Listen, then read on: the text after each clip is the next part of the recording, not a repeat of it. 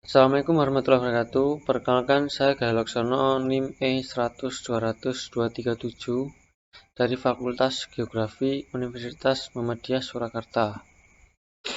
Kali ini saya akan menjelaskan tentang kondisi geologi di wilayah tempat tinggal saya, yaitu Kabupaten Sukoharjo. Gambaran umum. Kabupaten Sukoharjo merupakan kabupaten terkecil kedua di Provinsi Jawa Tengah, dengan luas 46.666 km persegi atau hanya 1,43% luas wilayah Provinsi Jawa Tengah. Luas wilayah keseluruhan sekitar 46.666 hektar atau 466,66 km persegi yang terbagi atas 12 kecamatan dan 167 desa atau kelurahan. Kabupaten Sukoharjo merupakan salah satu kabupaten yang terletak pada posisi strategis persimpangan Jogor-Semar, yakni Simpang Yogyakarta, Solo, dan Semarang, termasuk di dalam kawasan andalan Subosuka Wonoslaten atau Surakarta, Boyolali, Sukoharjo, Karanganyar, Wonogiri, Sragen, dan Klaten, yang dapat mendukung perkembangan pembangunan khususnya bidang industri, pariwisata, dan pertanian. Kabupaten Sukoharjo memiliki batas-batas wilayah administrasi sebagai berikut. Sebelah utara berbatasan dengan Kota Surakarta dan Kabupaten Karanganyar. Sebelah selatan berbatasan dengan Kabupaten Gunung Kidul dan Kabupaten Wonogiri. Sebelah barat berbatasan dengan Kabupaten Karanganyar. Kemudian sebelah timur berbatasan dengan Kabupaten Boyolali dan Kabupaten Klaten. Arsitektur kerak bumi Kabupaten Sukoharjo. Bentuk arsitektur kerak bumi di wilayah Kabupaten Sukoharjo terdiri atas daerah dataran rendah dan perbukitan. Daerah dataran rendah merupakan kawasan di bagian utara. Daerah perbukitan merupakan kawasan di bagian selatan dan timur. Keadaan kemiringan lereng di Kabupaten Sukoharjo sebagian besar cenderung datar. Mayoritas wilayah Kabupaten Sukoharjo memiliki kemiringan hanya berkisar antara 0 hingga 2%.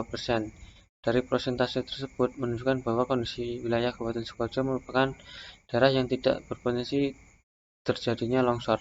Sedangkan bagian wilayah yang lebih dari 40% kemiringan dilihat dari alur konturnya hanya terdapat di Desa Sanggang, Kecamatan Bulu. Kawasan bagian utara Kabupaten Sukoharjo merupakan dataran rendah di Kabupaten Sukoharjo biasanya dijadikan kawasan industri, agraris, serta permukiman.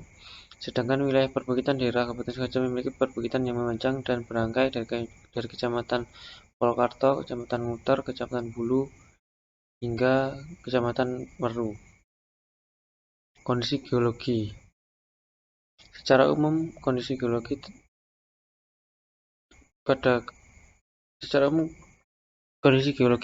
Kabupaten Sukoharjo dibagi menjadi 4, yaitu aluvium endapan dataran, berbutir kasar hingga sedang, kerikil dan pasir, dengan sisipan lempung, kelulusan tinggi hingga sedang. Daerah ini meliputi Kecamatan Meru, Kecamatan Bulu, Kecamatan Tawangsari, Kecamatan Sukoharjo, Kecamatan Nguter, Kecamatan Majulapan, Kecamatan Grogol, dan Kecamatan Polokarto. Endapan vulkanik muda terdiri dari tufa, lahar, bereaksi, dan lava andesit sampai basal. Kelulusan tinggi hingga sedang. Berkelulusan tinggi terutama pada lahar dan aliran lava vesikuler. Daerah ini meliputi Kecamatan Polokarto, Kecamatan Majulapan, Kecamatan Bagi, Kecamatan Grogol, Kecamatan Gatak, dan Kecamatan Kartosuro.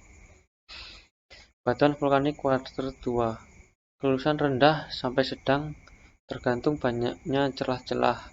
Daerah ini meliputi Kecamatan Sukoharjo, Kecamatan Nguter, Kecamatan Bersari, dan Kecamatan Polokarto. Seri dari campuran endapan vulkanik, bereaksi tufa, dan lava dengan endapan sedimen marin, batu gamping, napal, serpih, batu pasir, dan kolong merat. umumnya berkelulusan rendah. Daerah ini meliputi Kecamatan Weru dan Bagi. Jenis tanah Kabupaten Sidoarjo. Regosol Kelabu.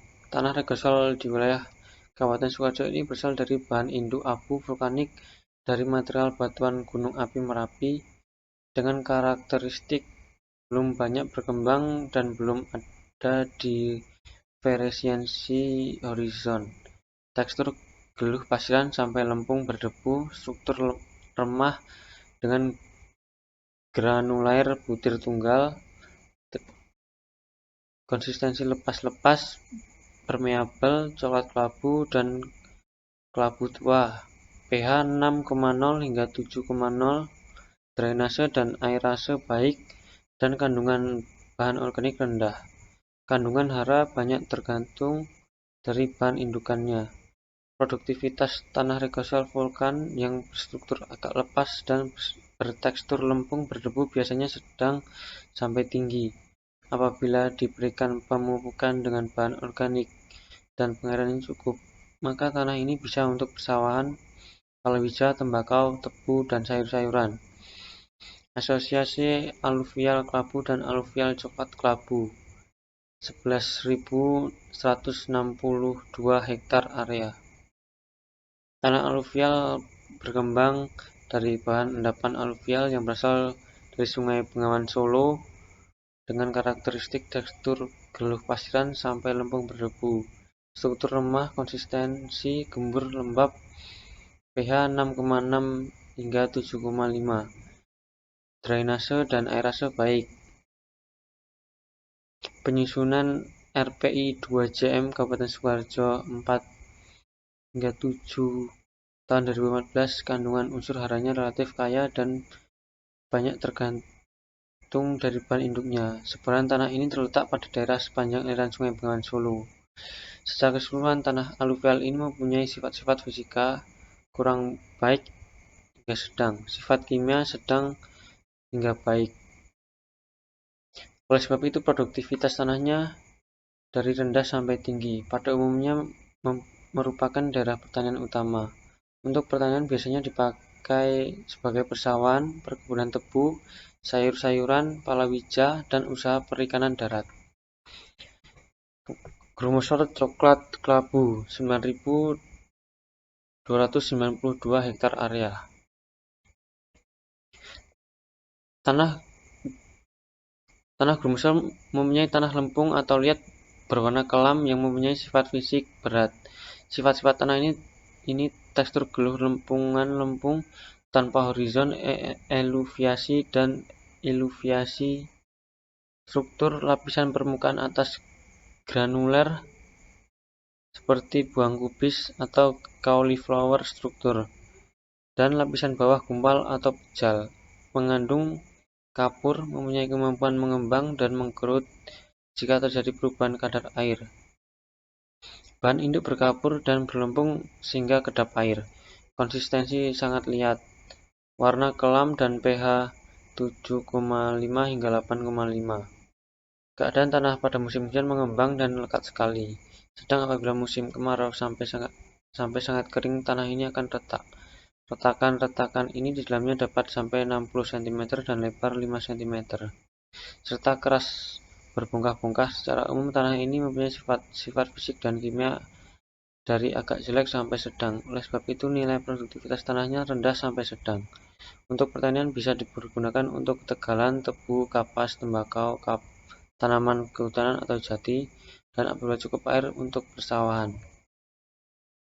Mediterranean coklat 1.965 hektar area. Tanah Mediterranean mempunyai lapisan selum yang cukup tebal, yaitu antara 90 hingga 200 cm, tetapi batas antara horizon tidak begitu jelas.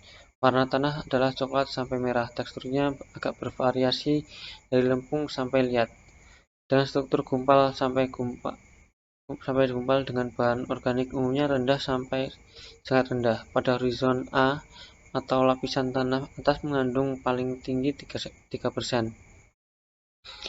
Reaksi tanah yang dicirikan dari nilai pH sekitar 6,0 hingga 7,5.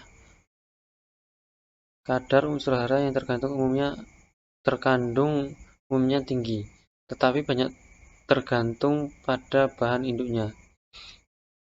Tanah ini disebut juga tanah kapur merah atau red lateric limestone soil. Bahan induknya adalah batu kapur, batuan endapan, dan tufulkan. Daya menahan air adalah sedang. Begitu pula permeabilitasnya adalah sedang. Air pada tanah ini kadang-kadang merupakan faktor pembatas. Tanah ini umumnya mempunyai sifat-sifat fisika yang sedang sampai baik, sehingga nilai produktivitasnya sedang sampai tinggi. Untuk pertanian dapat digunakan untuk padi sawah atau tada hujan, perkebunan buah-buahan, dan tegalan. Litosol 94,3 hektar area. Tanah ini memiliki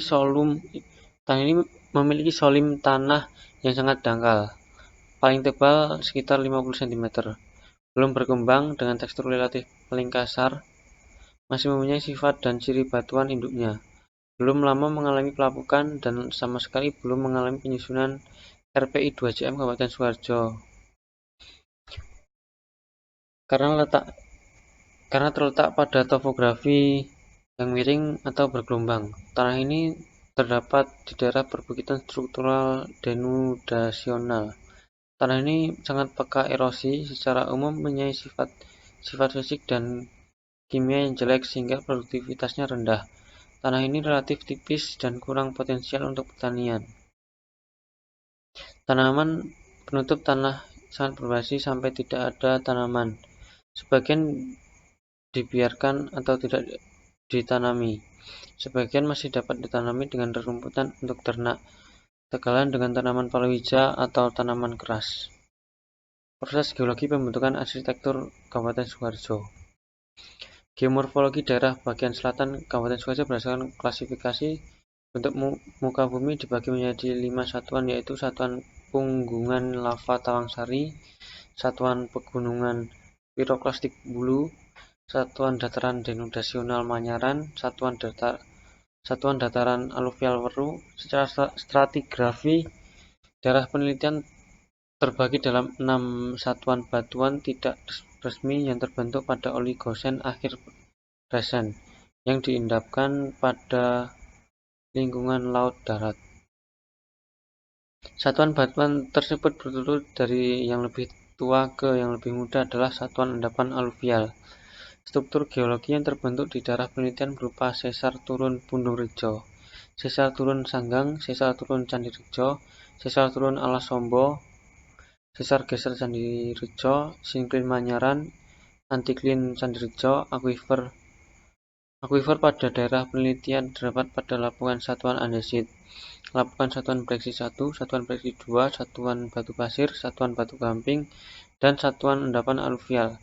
Jenis akuifer adalah akuifer bebas. Terdapat 7 dari 15 mata air dan 48 dari 67 sumur gali di daerah ini dinyatakan layak minum menurut Peraturan Menteri Kesehatan Nomor 492/Per/4/2010 berdasarkan kriteria nilai pH dan TDS. Parameter kimia air tanah berupa pH memiliki nilai 5,7 hingga 8,9, dan parameter fisik berupa TDS memiliki nilai 84 hingga 700 mg per liter.